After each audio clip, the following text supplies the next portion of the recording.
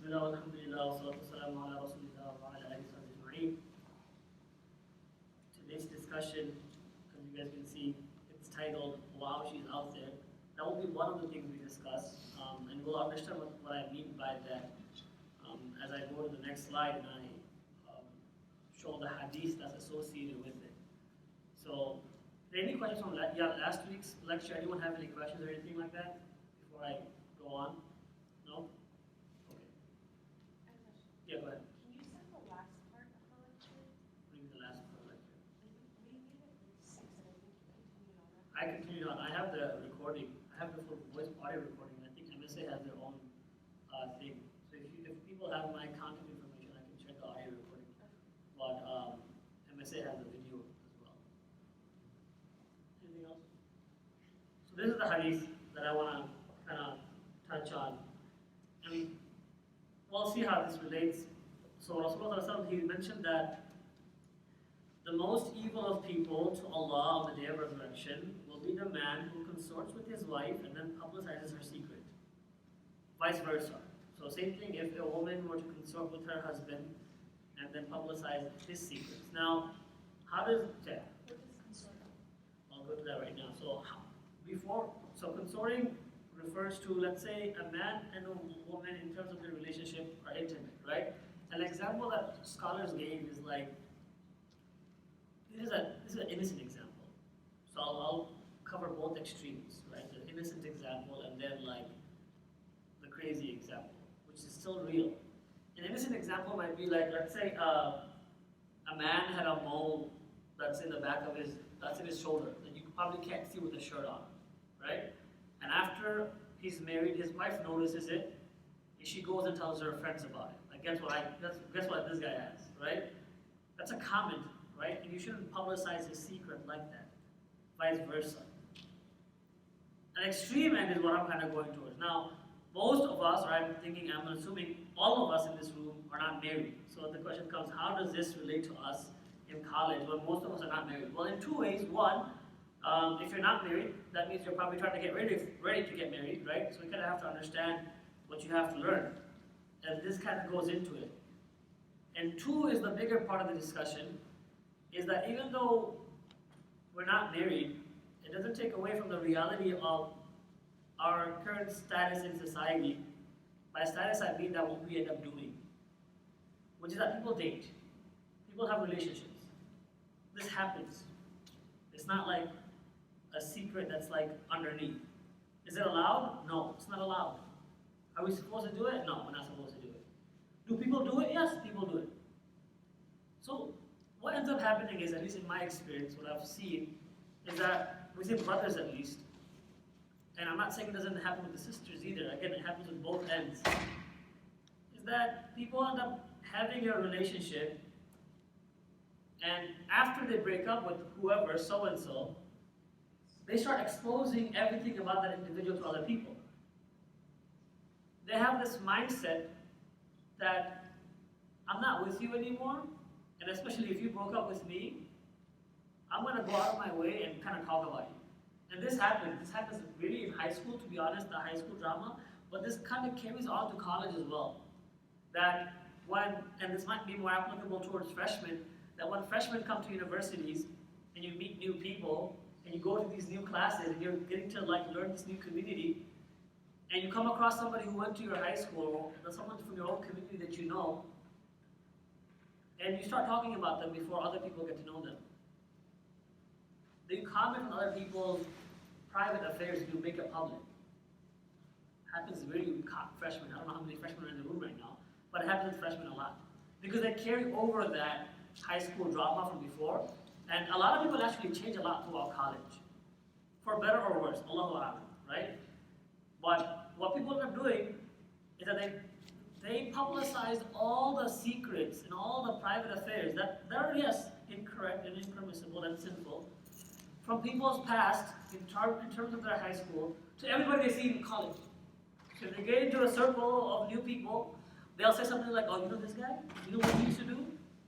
Now he has a beard, but you know what he used to do? Right? And they'll start talking about all his secrets. Same thing with sisters. Oh, she wears a scarf now, but back in high school, there's a picture of her without a scarf on.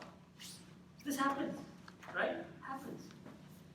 Now, I use this as an example because this hadith reminded me of what happens in our circumstance. Again, we're not married, but like I said, you can learn from it that if you do want to get married one day, you should be aware of this. And I'll comment on this to kind of, I guess, prep all of us that there's this approach, which goes back to the point, gossip in the, point number 2, gossip in gatherings and hangouts, that when, and you see this happening in TV shows and episodes too, right? So it's like a common thing. It's a common thing for like a bunch of guys to go out together and then they complain about how their wife is all strict on them. It's a common thing for the women to come together and they're talking about what their husband didn't do or forgot to do, right? And these stereotypes are played out all throughout, like media. Whenever you watch a movie, or and if you look at a lot of things in movies and shows, you'll see that the husband is supposed to be the dumb guy but makes a lot of money somehow, right? And the wife is the smart one, and like she's always doing something at the house. This is specifically like they're kind of feeding you like how to think. And we take that and we think that's normal. We think that's normal. And then we've come to a point in society at our time that where we think that, oh, if you're gonna get married, you're getting like chained down, you're getting locked down for brothers and sisters, right? And that's not the case. But if you want to get ready for it, one thing you have to understand from this hadith is that look at how important this is. That the most evil of people, this is how Prophet Muhammad is referring to these individuals. That you have a secret within you and your wife, or you have a secret within you and your husband, and you go out, whether that's through excitement or through frustration, you share with other people. And that's something we have to be wary of. And before we get to that, I want to focus on the stuff we share with people around us. So these are all the points that I'm hitting. Gossiping in school, which I mentioned, right? For the freshmen or even sophomore. Yes, you have a question? Oh my goodness. I'm changing it here. Thank you. Gossiping in school. I'm changing it back and forth here. I'm like, this makes sense. Gossiping in school, right? Which I mentioned in the school environment. Gossiping in gatherings and hangouts. Gossiping in group chats, like social media. Gossiping in WhatsApp conversations, or if you're still younger than the age of 18, probably in Kick. Gossiping with VIPs. I'll talk about VIPs at the end. They're very important people, right? We'll talk about them at the end. VIPs happen. Now, before we go to VIPs, let's talk about other ones. I talked about the school part very openly and very clearly. There isn't any confusion about that. And I've seen this happen that in the school atmosphere, there's always cliques. Yes or no? Cliques, right? Even within an all Desi clique, there's a small clique. All Arab clique has a smaller clique. Like, oh, within the Arab, there's these Lebanese guys over here, these Palestinian guys over here. It's like all cliquey, right? It's very cliquey. And that's how we are. And we tend to end up gossiping. And so today's discussion is more on that, the gossiping part. I don't know why we end up going to this point in our life where we want to talk about other people. The hadith that I want to bring up is when Rasulullah said that a Muslim is the one that other Muslims don't have to worry about in regards to their tongue and their hands. That if I call myself a Muslim, none of you in this room should have to worry about me saying something about you or doing something to you physically. These two things should be guaranteed from me. It's an obligation upon me to make sure I don't transgress on this. Yet, you come to this situation in school and hangouts, you're hanging out with your friends, and I'm not talking about the halal hangouts, right? I'm not talking about, we already talked about the opposite gender stuff with study buddies and stuff like that last lecture. I'm not going to go back into that. So, if I already covered, I was thinking about this as I was reading, I was like, okay, I gotta make this clear. If I already covered opposite gender interaction on a studying basis, you guys remember? Like to study with somebody? If I covered that in regards to studying for an exam, that's important and integral to your professional career, future in your life, and in that I'm saying you have to be careful, what does that imply with any interaction other than studying? It means more strictness, right? I was walking out and I'm like, maybe they're assuming this. I'm like, no, let me come back and let me clarify this week. That means outside of interactions of necessity, such as studying, you should be even more mindful. You should be even more careful. Outside of meetings, you should be even more careful. Like once my studying session is ended, then I get up and I leave. I'm talking about with the opposite gender stuff. Then I get up and I leave. If someone asked me a question last week, what about group studying? And I said, okay, group studying may be okay, but after that study session ended, you don't have to go out with the group to go out to eat afterwards. If it's mixed genders, that makes no sense. Because your studying is done, right? So I wanted to clarify that. So if I was talking about on a higher level of just studying, that's studying, then think about everything else that goes below that. You have to be more mindful. So going back to the whole gossip part, the hangouts, the cliques that we have, you guys, students go through this hard time in college when they're trying to find out who they are, right? Some people go through this in high school. Some people don't even have an identity in high school. They just do what everyone else is doing. But more towards college, people become more developed and they think more for themselves. They want to start thinking more for themselves. So they're looking for their own identity. And throughout this process, they come across a group of friends that they thought they were okay with. They come across a group of people they thought they shared values with. And then at one point they find a value that they differ on. You guys follow me? That I have been maybe with this group of friends, my clique, whoever it is, and I come across a point in college where I'm finding who I am and I'm learning more about myself. And maybe this group of friends has brothers and sisters in it. Maybe. And we hang out. Maybe we do that. But I'm finding myself. And throughout this process, I find out that I want to be more closer to Allah subhanahu wa ta'ala.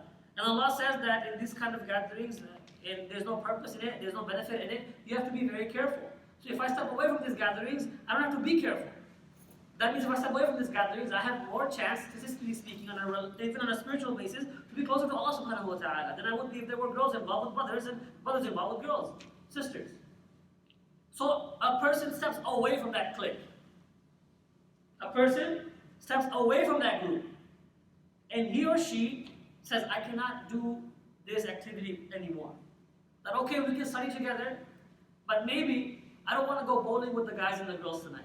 You guys go ahead, I'm going to step back. And that's when gossip starts. And a prime example, and someone talked to me about this the other day, and I was like, look, you're gonna get hit with the you're too religious for us. You're gonna get hit with that statement. Right? Where a group of people, that clique, will turn on the same person that they were friends with the day before with a comment to say, you're too religious for us. Oh, you go to the MSA now, okay. You start saying these comments. And as soon as that person tries to become closer to Allah, look at the condition of people. That when someone wants to come closer to Allah, we despise them. That we say the only reason you can do this action of goodness is probably because something's wrong with you. Because I can't do it, that means you shouldn't be able to do it. Because clearly it's not normal to me. And if it's not normal to me, then I'm going to talk about it. Right? If it's not normal to me, I'm going to talk about it. That's not how it is. And that's exactly how Islam works. That Islam is not based on the approval of individuals around you, it's based upon the approval of Allah subhanahu wa ta'ala. That whether this group of people gossip about someone or not, if they gossip about this individual, if you are that individual they are gossiping about, then know that they're only giving you rewards. They're only giving you their rewards. But if you're in that group of people who gossip about other people, oh, now she wants to do this, now she wants to wear this scarf, now she wants to change it up, oh, now he wants to stop going out with us, now he wants to start doing this, now he wants to grow a beard. When you start hearing people say these kind of comments, stay away from those people. Identify them ASAP. Like this girl, I'm staying away from. Even if it's my best friend, I can't deal with these people. Because they have a toxic mentality. They have a mentality that if people want to grow, I'm going to bring them down because I'm not ready to grow yet. That without my growth, you cannot grow. That if we grow together. Yes, then go with them. Then go with the person ahead. Jump with them and move forward. But these people have a toxic mentality. And they start gossiping. People don't gossip just for entertainment. Entertainment is a big aspect of gossiping. That when a bunch of guys get together and they've talked about everything they can talk about, they're like, okay, what's next? Okay, let's talk about this person. Same thing with sisters. That's one aspect, it's entertainment. But gossip also happens for self-esteem issues. Self-esteem issues. That this person stepped away from the group. That means clearly something is wrong with the group. That means I'm in that group. That means something's wrong with me. Nothing can be wrong with me, something's wrong with you. That's the thought process behind it. Right? That you're telling me, and mind you, this might be a brother or sister who is trying to improve. They're not imposing their beliefs on anybody. They're just trying to do what they're trying to do. But because you feel so defensive, because of your lack of self-esteem, you find it hard to believe that someone can do this while you cannot, you end up gossiping. You end up slandering. You end up backbiting. And that's the point right underneath it, right? Backbiting. That you have to resort to such a low level of activity, that Allah subhanahu wa ta'ala talks about it as it's what? Like what? You guys have an example? The analogy used in Surah Al-Hujurat? Example of what? Eating the flesh of your dead brother. And Mufti Asim said it beautifully when he said that it's talked about a dead brother, the dead brother, because the brother who is dead cannot defend himself. He's defenseless. He's defenseless. So you talk about people behind their back. Right? If we get into such a culture like this, and we think more about cliques, and we think about people who relate to me, right? People who are more my people, the people that I've been friends with for the longest. Even that individual who you may have been friends with even longer, if they step out of the group, you forget them. See, as you continue on this culture, and you allow this culture to manifest in your lifestyle, you know what happens? No, this one, wrong one. This happens. This happens. You become an evil individual. That you become it's so common to you to go back to your group of people to talk about someone. That even when you're married, you're probably talking about your wife or your husband. Because it's so common. It's second nature. It makes sense. Man, she pissed me off, she did this. And you're just talking everything about what she did. You're just giving away all your privacy that you have behind the closed doors with your spouse. And this is something that everyone lacks in. Everyone can improve in it. But if we start having this kind of culture, then that becomes harder. That becomes harder. Imagine, okay, think about it. If you, brothers or sisters, if you have a select group of sisters or a select group of brothers that you're always gossiping with, you're always backbiting with, right? And I understand, it sounds kind of weird. I don't always backbite, I don't always gossip. You probably do. Check yourself. Check your WhatsApp group chats and look at what the last conversation was. Litmus test, do it. Litmus test. After this lecture, open up all your group chats with all the girls you have, all the boys you have, right? And check the last two subjects of discussion, right? And see, was it about someone who's not in the group chat? Just check. I'm not checking your phone, you check it. And if it is, then know that you're giving in and you're enabling this society, this culture. You're allowing this culture to flourish. And the more you do it, and you keep doing it for years and years and years on end, throughout high school, 4 years, college, 4, 5, master's, 6 years, and then you get married to a girl or a boy that you've known maybe for like a month or a year if you've known them longer, who do you think you're going to give it to more? Your spouse or your boys or your girls? People have these issues. And they have these codes. You guys heard the codes before? You guys know about the codes? You know what I'm talking about? You're nodding. You know what I'm talking about? What code am I talking about? Yeah, look at that. You heard that? He said it. Give him a dua, please. Bro code, girl code. Code that doesn't go with the code of Sharia. That kind of code. That you have made as mankind. Your own code. That if you're my boy, I know I have precedence over your wife on ABC. Who said that? That if you're my best friend, you're my girl, I have precedence over your husband over ABC. Who said that? Who gave you that rule? Give me your source. I'm giving you my source. This is my source. Sahih Muslim. What's your source? Give me your source. I want to hear your source. What's your source? That you're, think about it. Especially think about it like logically think about it. This code that you have with your best group of friends or your best friend, whatever it is, when was this code made? When you were younger and dumber. So that means that's the level of intellect behind that code. Whatever age you were, the age of 13, that's that code. We're adults now. We want to be practicing Muslims now. People who bring up those codes, stay away from them. Because they will live with that code. And you bring in the code of Allah, they will say that doesn't make sense. It's okay to feel emotional over things. It's okay to be saddened by things. It's okay to be frustrated by things. It's okay to cry. It's okay to be angry. It's okay to be whatever. These are emotions. It's okay to feel those things. It's not okay to act on it. That goes against Quran and Sunnah. Not okay. Not okay. Right? Prime example of that is when Rasulullah, his son passed away, and a tear dropped, and the Sahaba asked him and questioned him, "You're crying?" They're confused, like, why would you cry? And he said that, "I'm crying, but my tongue is not complaining." The eyes are tearing, but the tongue does not complain against the will of Allah. Does that make sense?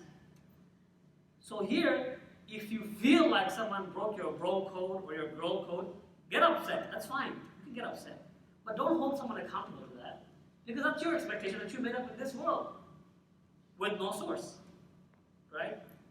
With no authenticity behind it, with no connection to Quran and Sunnah. It just became down to it that we always do it like this. You know who you sound like? The Quraysh. Sound the Quraysh.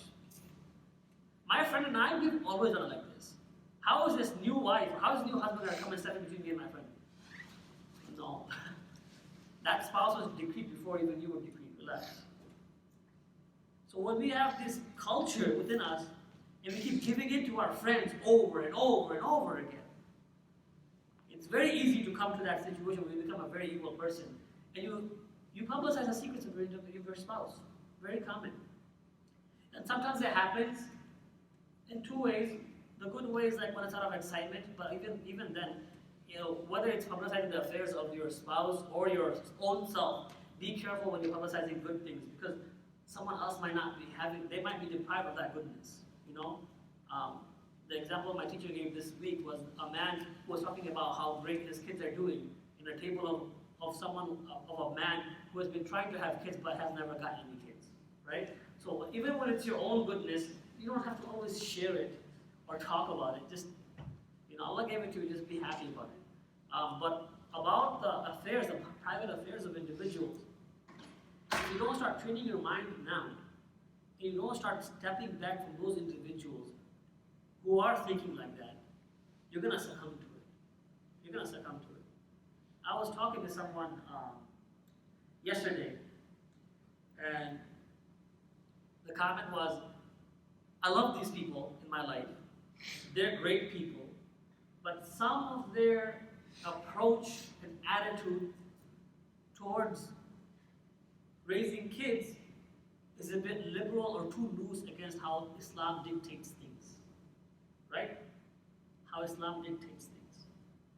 I said, look, if you don't say your stance, then people will continuously take you towards their path, whether it's too liberal or too conservative, whatever you want to call it.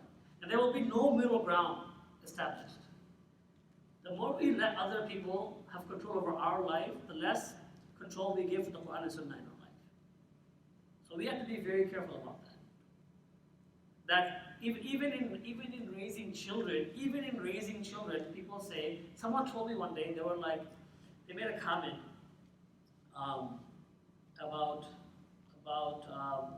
myself. I made a comment. I said, if I had a child, I would do ABC.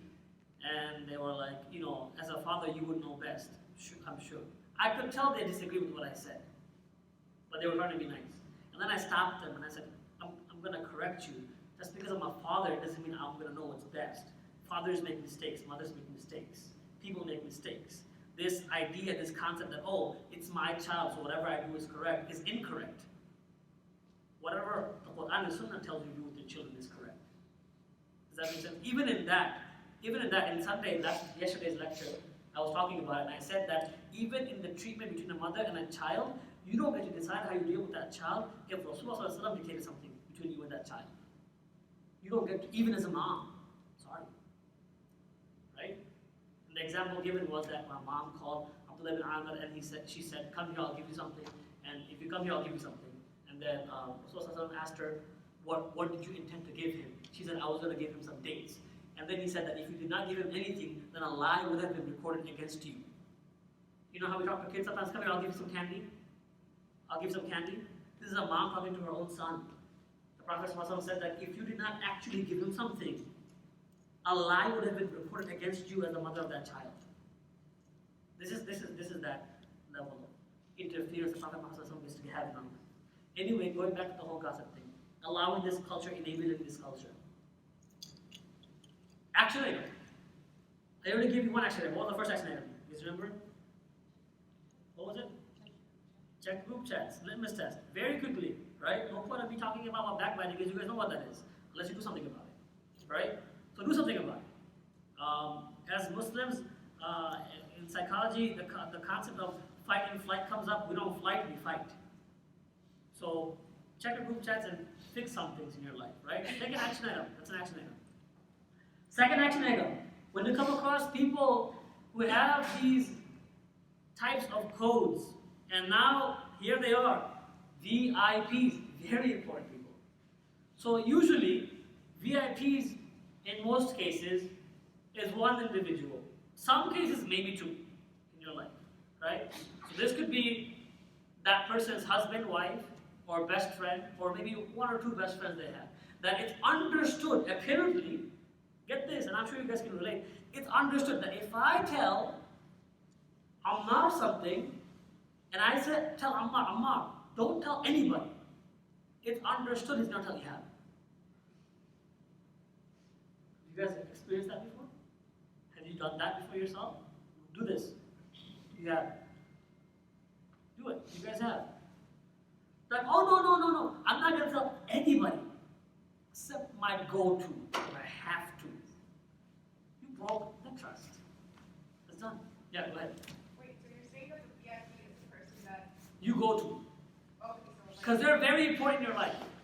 Like, they're the most important people in your life. That you're like, oh yeah, I'm not going to tell anybody, but my VIP, they're VIP. oh, okay. Yeah, they have to know. They have to know. So you publicize the secret affairs. Most commonly, this happens between husbands and wives, right? But it also happens even if you're not married. Like I said, with your best friend, right? Oh, I gotta tell her. Duh. Like, it's like you're telling them, I won't tell anyone. Screenshot, send. That's literally what's happening. Except this person's different. Because they won't tell anybody, right? Because they'll only tell me because I'm their VIP. You think that. It's not true. They'll probably tell somebody else. So gossiping within VIPs is also very important. Now, the action item is what? My action item is this. Find your VIP and correct your relationship with your VIPs. Because this can't continue. And they're going to be upset at you. They're going to be annoyed. And you're going to get hit with, you're too religious for me. That'll come out. Like, you mean to tell me, man, you've been gossiping to me like the entire year. I finally have something to say. You want to stop me? At least let me say what I want to say. Right? No, I don't want to hear it. Talk to somebody else. I don't want to hear it. Because I don't want my ears to be impacted by that. We talk about music impacting our ears and our heart. Gossip also impacts our ears and our hearts.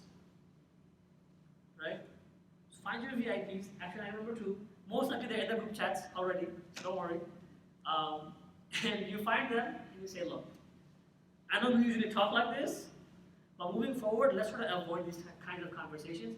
Take this class as an scapegoat and say, we just learned this from this guy named Sayyid. He told us to not do this anymore. Let's just do it. Don't tell them while they're in the middle of gossiping to you, because they'll be upset, right? Do it after the class ends. They'll give you a perfect reason to just stop it. Actual action, like things to actually do in your life, right? It should not be motivational. It should be like frustrational, right? Like it's hard to deal with. Like, oh, I gotta go home and do this now. That's what the point of this entire class is about. You guys remember? I can find it. Oh, wrong way. Where is it? Mentality needed for this series. That's this. That don't come here expecting to feel really good and leave. You might feel really annoyed when you leave. because you have to do something about your life now. But you just can't be baby anymore. You have a question? Yeah. Another important thing to remember is if like your VIP is gossiping to you about someone else, it's most likely that they're gossiping to someone else about you. Yeah, so the point she said, and I'm going to repeat it so on the recording it goes on there, that if people are gossiping to you about someone else, most likely they're gossiping about you to someone else. Right? And this happens. That's why I said VIPs. Because you think there's only one person, but no, they have two of you. Just like you probably have two of them.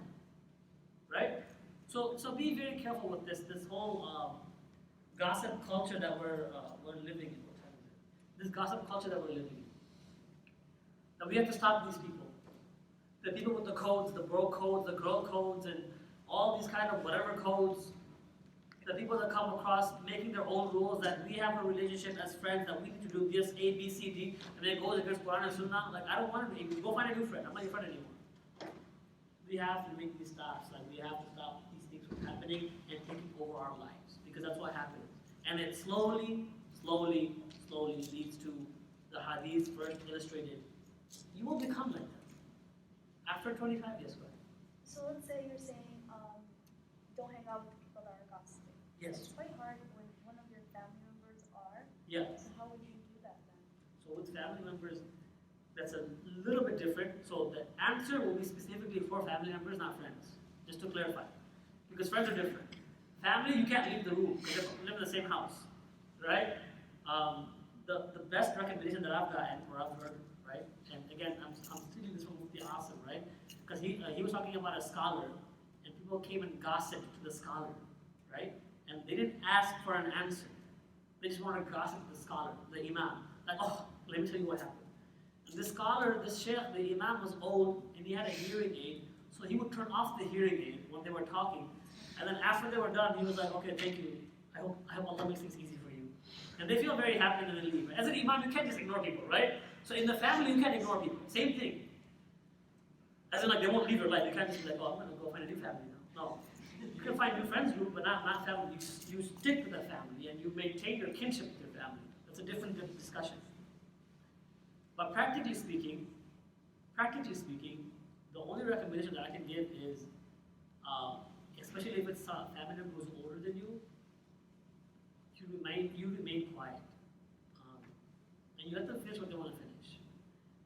And you don't respond back. And that's going to confuse them. Your family members, they expect a response, right? That they're gossiping to you. Like, yeah, isn't that right? You're just like, and you can actually, depending on how you are with your family, someone asked me a question about family on Sunday too. And I told them, look, I can't give an objective answer for our families because families are all different. My parents are different than your parents, and your siblings are different than my siblings, right? I don't know what relationship you have with your family members. But depending on how close they are with you, for me and my mom, I can just tell her that what we're talking about right now, I don't like it, and I don't want to continue this conversation. But I have that relationship with my mom. That's different. Not everyone has that relationship. People have different relationships, right? So depending on your relationship, you have to understand, am I going to upset my own parents, let's say? For example, let's say it's my parents. That's the hardest situation, when your parents are backbiting to you. Am I going to upset my parents to such an extent that they become more angry with who I am and even push me over? Or shall I just do my best to be respectful, quiet, and then address it afterwards? Like bring it up. My mom gave this example to me. She said that, and she said it like this Bangla saying that, you know, when we used to eat, our parents would teach us how to go to sleep. When we go to sleep, our parents teach us how to eat, so we don't become offended and defensive. Now, if you're eating, and while in the middle of eating, someone's like, don't eat like this, you'll be upset. But if someone reminds you later on, like, hey, remember you were doing this? They won't be as defensive if it's not happening right then and there. Did you have something else? Do you have something else? Oh, okay. No problem. So, quick answer to that would be just, at that point, stay respectful, stay calm, stay composed, like in any situation when something happens. After that situation ends, don't respond, don't give in, don't enable it, don't even laugh, don't even smile, just stay stoic. That's still respectful. Staying stoic is respectful. That you're listening to somebody. This is stoic. Like some of you guys right now, this is stoic. Right? But after the fact, maybe when you have some time and you feel close with them, say, Mom, what you were talking about, that was kind of messed up, but I felt like, what if someone was saying that about you? Or what if someone said that about me? Yeah. I'm actually going to take a pause right here because I think it's all right now, right?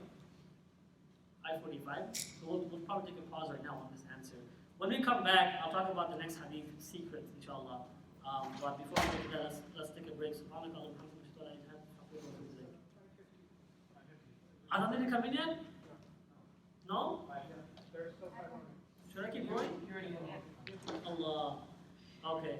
Bismillah, alhamdulillah, salatu wassalamu ala rasulillah. You can only start again. Come on, bro. So, you guys got two action items, right? Your litmus test and then your VIPs. What about your VIPs and your litmus test?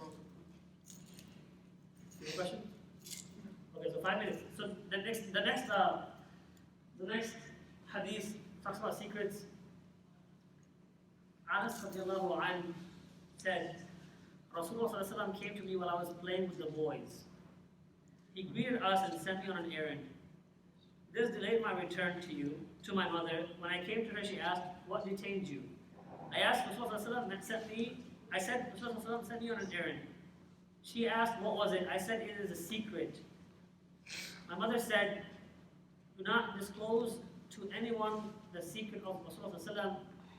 Anas radiallahu anhu said to Thabit, by Allah, were I to tell it to anyone, I would have told you. Who's the VIP here? No, Thabit. The ending. Anas radiallahu anhu says, by Allah, were I to tell it to anyone, I would have told you. Thabit reports it. Radiallahu anhu. Both of them. The VIP here is Thabit. Radiallahu anhu.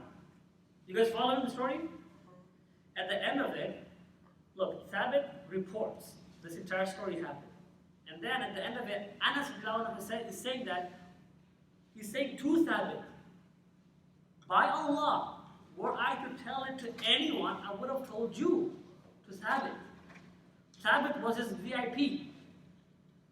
But even with Thabit, he said, no, I can't. It's the secret of Rasulullah. Right?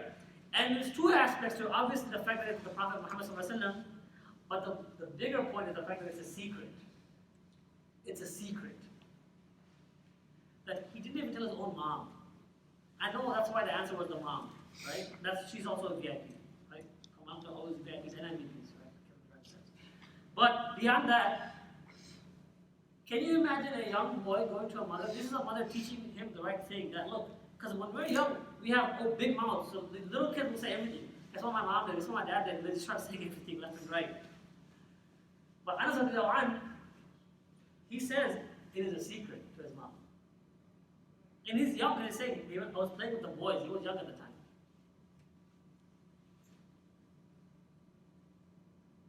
This was another hadith I wanted to show to illustrate the importance of keeping secrets. That if you do know someone, and you do know their past, you do know the mistakes they made, you are fully aware. And maybe it's because they trusted you with it, or maybe it's because you found out on Snapchat, I don't know, for one or the other. But you know somehow that do your best to preserve the purity of people. That Allah did not go and make this public. That you take something that you may have found out on your own, because you were snooping around and looking in the wrong direction the entire time, and you go around and you make it public. If you go ahead and do that, I'll give you an incentive so you don't do that. I'll give you an incentive. See, us humans, we can't work without incentives. If incentives don't come, we don't want to do it. It's too much work. If you don't go ahead and publicize their secrets and their affairs, simple, Allah won't do it to you. Is that a good enough incentive? You made a lot of mistakes in your life? You do some things you regret? Did you do some things that you wish that no one in this room knew? And you wanted to keep it that way? Do you have things in your life where you're like, I'm too embarrassed to even talk about this? That if my mom knew about it, how could I even say anything? I would just look down. Do you have those moments in your life? If you want those hidden, hide the moments of other people too. Right? And Allah will hide it for you. But also you have to ask for forgiveness. You have to do tawbah, you have to repent to Allah, you have to turn around, you have to stop doing the wrong things in your life. That's a different discussion. But don't start tainting the purity of people that they have. Because people they already have a heart, man. They already have the guilt among them. No one does anything bad and feels happy about it unless they're actually a wicked person. Right? Even the people who date, even the people who do haram, have haram relationships, right? If you go to them later on, you ask about them, if you were to ask them, I would hope that they say I regret it. I would hope that they say I regret it. Especially if it doesn't work out at the end, right? Especially if it doesn't work out at the end. But they realize, you know what? I wish I hadn't done this. People already have regret, they already have remorse, they already have sadness in their life. For you to go and expose other people for your own satisfaction, your own self-esteem, your own entertainment, that's really like cheap. It's very cheap. Like it's a very low act for us to do. So let's do this. If you guys mind waiting 5 more minutes for Salah, and then I'll conclude. We'll go to Salah. I want to talk about the last point, the art of silence. So when these situations come up, I kind of gave this answer away when the sister asked me, what should I do if my family's talking, right? You train yourself in the art of silence. Is this not showing? So someone correct me, please. I keep pressing it here. The art of silence. That when people do address you, when they do bring up these situations, these conversations, I know a brother, and he's made me feel foolish so many times. Will I say something? And he'll look at me. This is one of my older brothers, like one of my mentors. He'll look at me, he'll just smile. And it gets very awkward, right? I feel very awkward, right? And at that point, I talk about something else completely different. Because I'm like, I clearly talk about something I shouldn't talk about, right? He just smiles. And he'll tilt his head, he'll tilt his head like this. And he'll just smile. It's very embarrassing for me as an individual. I'm like, I should not have mentioned that. Whatever I did. Because sometimes things slip, right, out of your tongue. And you're like, he's not laughing. It's like a smile, like, you want to talk about something else? Let's talk about something else, right? He's not talking. He's not making me feel bad on purpose. He's just doing his best not to engage in the conversation. He just smiles. And this is something you have to train yourself. So action item number 3, the last action item, before you get to Salah.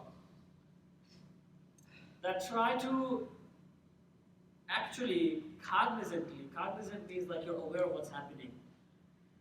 With full consciousness, make yourself aware of an incident taking place in front of you.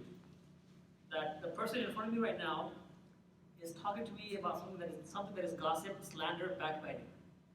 If you can't distinguish that, you can't really go anywhere. You have to distinguish that first. As soon as you distinguish that, I promise you the smile, the laugh that you would have laughed will not come out anymore. It won't. You'll kind of feel weird. Because now, imagine this. I'm going to have to paint an obscene picture. I'm a little bit young, but it's okay. Imagine people who are dating, right? And they come stand in front of you, right? And they're both talking to you. Dating is not permissible, right? But they're talking to you.